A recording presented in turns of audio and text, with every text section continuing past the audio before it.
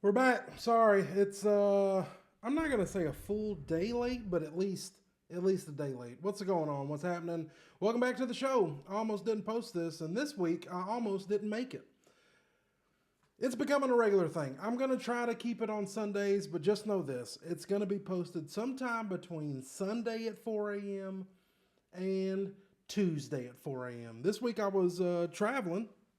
Went out to went out to the Midwest to Columbus, Ohio. That was fun. It was fun. I was helping lead a DJ training camp. One of my very good DJ homies in the industry, also a tank member, invited me out to his place. He's got a training kind of boot camp for all of his new DJs, all of his senior and tenured DJs, and it's just a good time. They talk about everything. It really made me want to get all of my people in one room. That's one thing that is super tough in business. Everybody's got their own thing going. So getting everybody in one room is, unless it's a Christmas party, I mean, really, unless there's food, it doesn't happen. He had food, but it's kind of a requirement for his team. So I think that may be the next best thing for my crew. I don't know. Let me know what you think. I will say it's kind of like working from home. Working from home, if you've got a work from home job, you've got it great because you get to log in from your PJs. Like, it's all good. If that's your jam, that's your jam. Um, but the one thing I feel like as a owner of a business, and it's not just me, it's like everybody's taken away from the work from home thing. But I can see a good reason why you wouldn't want to work from home. You get more cohesiveness at the office. Everybody just kind of blends, and you get to build a real culture around. And that's such a trumped up word these days. Culture, company culture. As somebody that's been in business for a while, but at the same time still trying to figure things out, I I think I have a pulse for what my company culture is, but to be honest, to be brutally honest, I don't necessarily think we've got a good or bad culture. It just kind of is what it is. And after seeing after seeing his team this weekend, I feel like I need to do a better job on putting emphasis on creating a culture of people around me and maybe around the business that just have the same goals, aspirations, like, and I don't even know if I would take it that far. That's kind of the problem with taking your business to the next level. Everybody wants there to be like a family vibe, family atmosphere. We're in this together. We're one big happy family. That's all you hear. Family, family, family. And I want that too. But I know I'm not alone when like, how many people like let their family take advantage of them? And that's not what I'm saying is going on currently, but there gets to a point when it's like, yeah, we can be a happy family and a happy group, but at the same time, everybody is here to do a job. And nobody wants that kind of corporate mentality to sneak in. But at some point, for your company to grow, it almost has to. And I think that's kind of what I'm fighting currently. I want to be everybody's friend, but at the same time, I'm signing everybody's paycheck. So it's kind of tough. It's kind of tough to play both roles. But anyway, I don't even know how I got off on that tangent. Went out to Ohio. I was saying, like, work from home. It's tough because a lot of, 80% of my team does not work in the office. They are, they got their own careers, they're doing their own thing. And then on the weekend, they moonlight under my brand, Crown. And they do a great job. They take it seriously. This is a part of their livelihood. But it's just hard to get everybody in a room um, at the same time, speaking the same language. And he has done a good job of getting all of his team members in a room breathing life into them, getting them inspired for the year that's coming up. And I want to start doing that. I want to start doing that with my team. I think I'm gonna try maybe this summer. I don't know. I'd like to do it right now, but we're fixing the gear up and get busy, so I don't know. I don't know. But it was cool to see it from, just a fly on the wall as a spectator and kind of as a keynote speaker to his team. It was cool to see everybody bought in to the same kind of program. I would equate it to like a D1 football team. You can have differences. You can have strong personalities. You can have a bunch of stuff. But a D1 football team who's competing for a national championship, they're all pulling on the same side of the rope.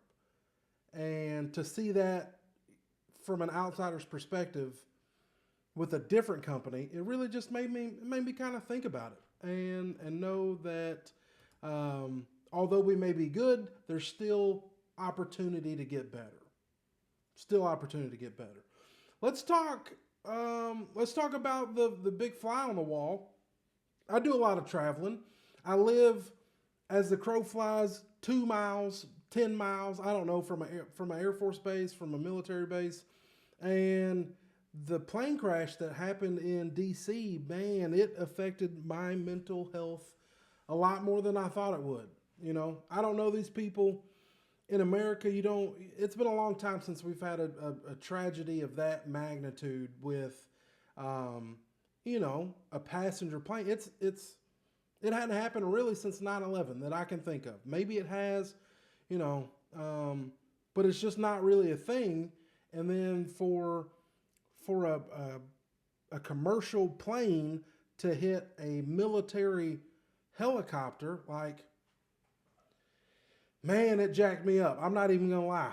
I was talking to a buddy of mine on Instagram, and I was just saying, dude, I'm flying out tomorrow and I'm feeling anxious. And then I talked to my wife too. I'm like, I'm feeling really anxious.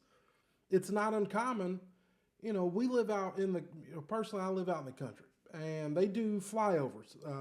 Little Rock Air Force Base is home to the C-130s. So at any time of day, multiple times a day, there are huge C-130 planes flying over my house every day, every hour on the hour. As I'm recording this podcast, there will be a plane fly over my house. And it looks like at times, it looks like they're so close you can reach out and touch them. And man, getting on a commercial jet, like, I know it's 2025, but accidents still happen. Even on that scale, accidents still happen. And for, roughly 70 people, that fast, blink of an eye, and it's game over. And I don't like being a Debbie Downer. Like, the chances of something happening in a plane versus being in a car, they're not comparable, because you are far more likely to get in something terrible happening in a vehicle than you are in a plane. But at this time in my life where I'm traveling 2-3 times a month, there's an Air Force base 10 miles from my house. Like, it put me on edge. It put me on edge. And then when I get up there, there's another freaking plane crash. What's going on with these planes? It's just nuts. It's nuts. And I would be lying to you, whoever you are, internet therapy people. I would be lying if I didn't say that it kind of fucked me up a little bit in the head for a couple days. And it's still, even getting on the plane coming back from Ohio, no military bases, no nothing. But like, as we were taking off, I had a grip on that seat, and I don't even know why. As we were coming into Little Rock, I had a grip on the seat. It just messed me up. It just messed me up. Air travel in general is pretty safe. But again, when you realize for 70 people, a blink of an eye and it's over. Game over. Which is why, like, I like living. I like experiencing things. I like doing things right now. Don't wait till Chris. I don't wait till Christmas to buy Christmas presents. If I want something, I work hard and I go get it. And the tragedies with the planes this past week has only reminded me of like, dude, you gotta live. Sometimes work is work, and I do a lot of it. And it feels like at time I'm like pushing the ball, and it's not going anywhere. But I've got to do a better job of taking time for John, taking time for my wife, taking time for my kids, um, because boom, it could be over. It could be over. But while I'm still here, I'm gonna continue to like do my thing. Uh, Odd story. We go to Chick-fil-A Thursday, I think, before I was going out, and we're watching the kids play in the playground, and there was another dad. I thought watching his kids, and his kids are probably 7, 8. One of them walks up and says, "What's up, bruh?" And he's like, "Bruh, I'm not your bruh. I'm your dad." The conversation immediately got a little awkward. Savannah's sitting right next to me, and there's like tension between this kid and this dad, and like out of nowhere, this dude's like, I'm your stepdaddy. I'm your stepdaddy. I've been with you since you were 1 year old. I'm your stepdaddy." And it made me wonder, do divorces definitely have to like fuck with kids? I have very little memory. I know who my biological father is. My stepdad that I had kind of growing up, he was a crackhead, and even my mom, she knows. Like she'll tell you, he was a straight up crackhead. But it's like the relationship between a kid and a dude that's just trying his best. But you could tell like there wasn't any, it wasn't cohesive as some relationships should be. And in that moment, I realized I don't want that for my kids. I'm not, honestly, I'm not saying that anything was going to happen, but it's like, dude, you got to work at this thing called marriage, because I don't want some, I don't want some 40-year-old man screaming at my kid at a football game, "I'm your stepdaddy." Weird. I know this is what goes through my head. You didn't sign up for this, but you kind of did because you're here. Um, but yeah, this being gone I was in LA, and then St. Louis Obispo, coming back, having a week here. I really felt like I made some progress, but at the same time, being out of the office and not like having the ability to sit down, breathe, catch up, you just get behind. Right now, I'm so far behind. We've got a lot of things going on here in the next couple weeks, and it just feels like it's starting to get stacked up. And I know the only way that I can overcome like this thing that I have, this mental block, is to sit down, not get distracted, work my way through it. But for somebody that's got ADHD or whatever, it's tougher than it looks. Again, like I was talking about with pushing the ball up the hill and not really feeling like it's going anywhere. I feel like every entrepreneur at some point in their career kind of has the same thing, where you're working to work, or maybe just working to stay busy, and you're getting some stuff accomplished, but at the same time, it almost feels like you're getting absolutely nothing accomplished. That's where I'm at. I preach. I preach to everybody communication, and that's one thing that has just kicked my ass for the past 2 or 3 years in all walks of life. It has just really kicked my ass. And I was doing good. I don't know what happened, but um, it's a daily struggle, and I'm getting better, or at least I'm trying to. I don't have a choice, but I feel like I need to. The Grammys were last night. I'm a DJ. I'm in the music business, but like, who cares at this point? Like, I've seen the politics behind, like, even the little local awards, best of Little Rock, Best of Arkansas. We got nominated for one of those things, or I got nominated for one of those things, and it was like, cool, you were nominated, now pay us X amount of money, and you have to politic like you're freaking running for the president of the United States. I don't understand it. You've got to buy your table to the thing that you got invited to. You got to go out and get votes. A lot of it seems like a popularity contest, which is why I don't necessarily watch award shows. Um, Big takeaways. I don't know. Kendrick Lamar won something. That's to be expected at this point. Literally, that's all I heard about on social media. Kendrick Lamar and Beyonce winning Country Album of the Year. As a country music fan, I'm indifferent. Like, there's people that are going to hate it just because it's Beyonce, and there's people that are going to love it just because it's Beyonce. And she's built this following. Like, I get it. But that's such a tough place to be in. I feel I am not anywhere close, nor do I ever want to be.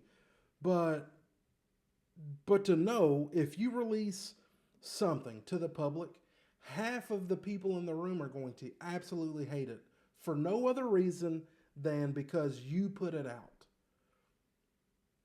And at the same time, there are millions and millions and millions of people out there that are going to love everything that you do because it is you.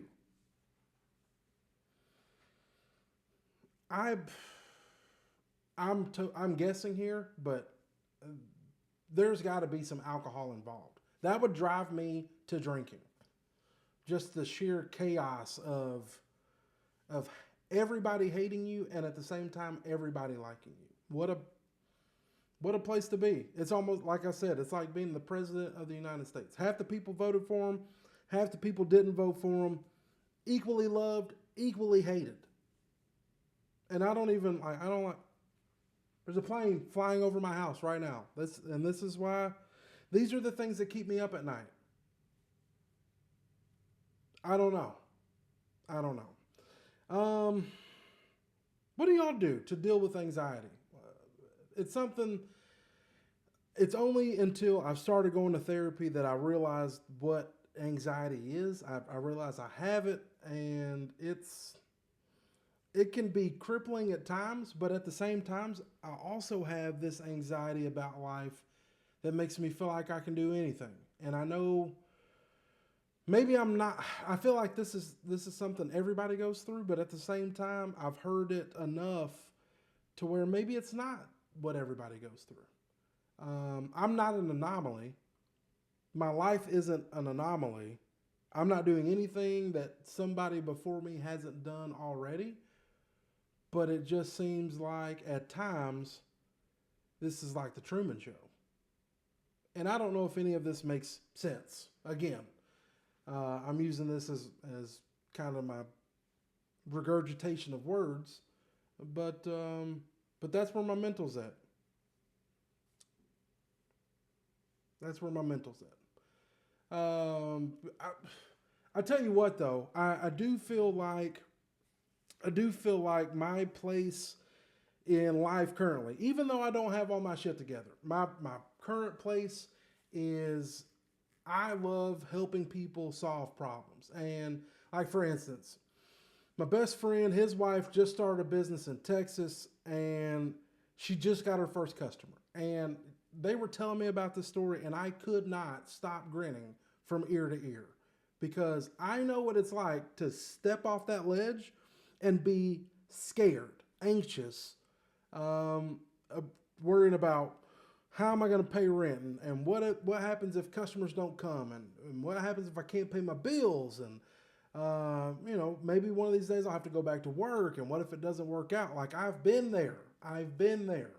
But I also remember the first time someone paid me to do something, and they wrote the check out to a company that I started. I remember that feeling too. And it's been a long time since I felt that feeling of like that first feeling. It's been a long time since that's happened. But to hear them tell this story about believing in yourself and going out on a ledge and starting a business, to hear that, it made me want to just run through a brick wall for my own business.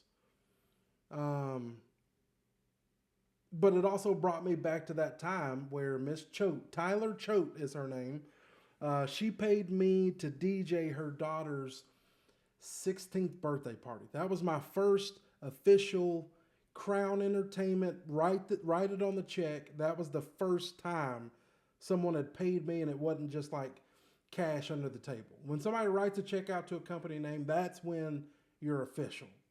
Or at least that's how I feel in my business journey.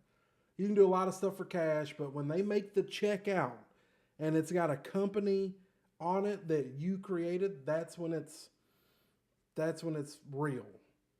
And I'd forgotten what that feeling felt like until talking with my buddy and his wife. It made me like just retrace my steps and be appreciative. So many emotions of trying to figure it out and wanting to give up and the uncertainty of the next step. I remember when COVID happened, I did not know what was gonna transpire. That feeling of getting that first check puts it all into perspective. And you just gotta keep grinding.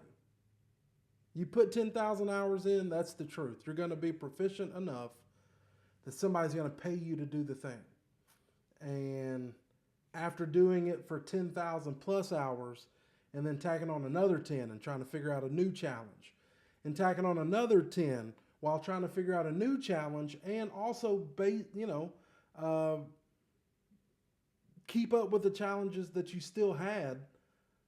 It's tough. It's tough. But I wouldn't trade it for anything. The freedom of doing whatever I want to do. Truly doing what at this point. I'm not saying my company runs like, it wouldn't survive if I was gone for a month. I don't think I'm there yet. But just the fact that it would survive if I'm gone for a week is huge. Because maybe 3-4 years ago, I couldn't do that.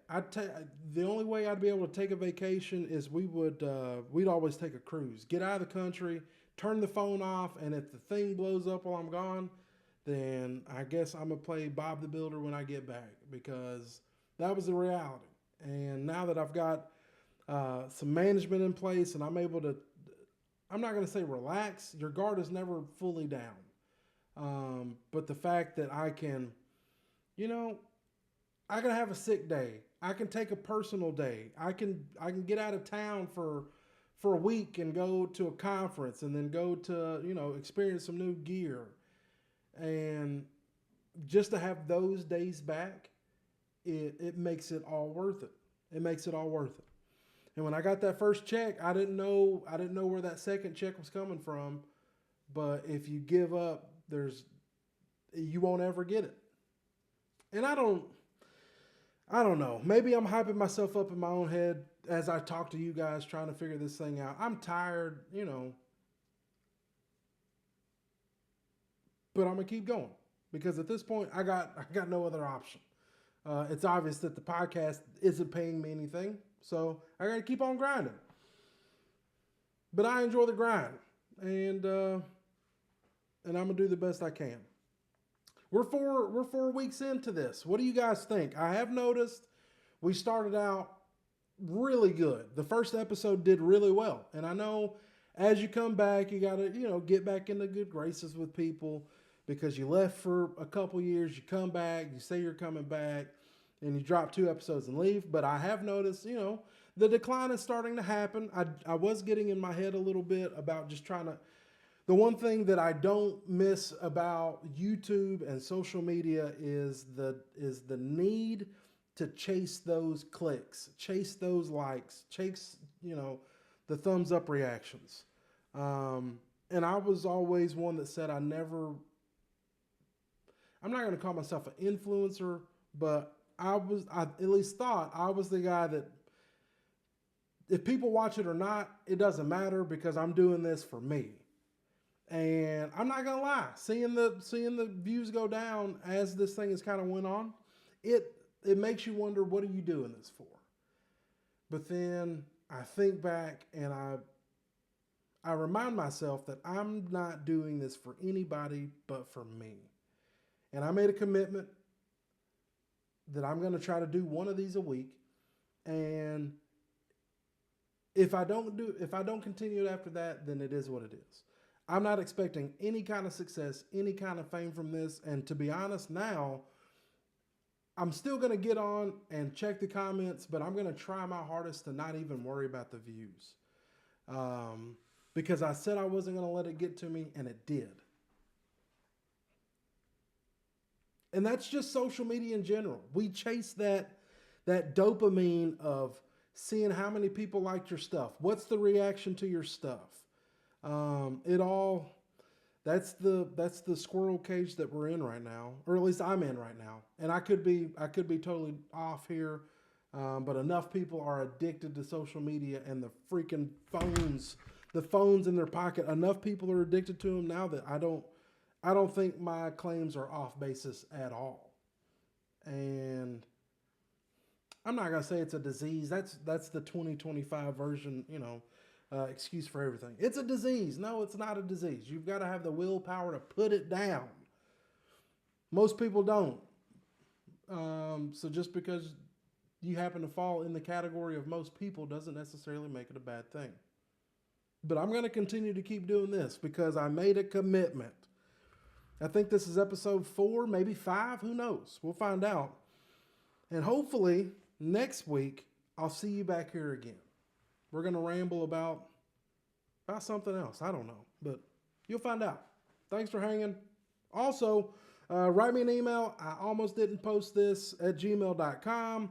You can call into the hotline. What's the freaking number at this point? I don't even remember. I'll put it in the show notes. We'll see y'all on the next one. This was a train wreck.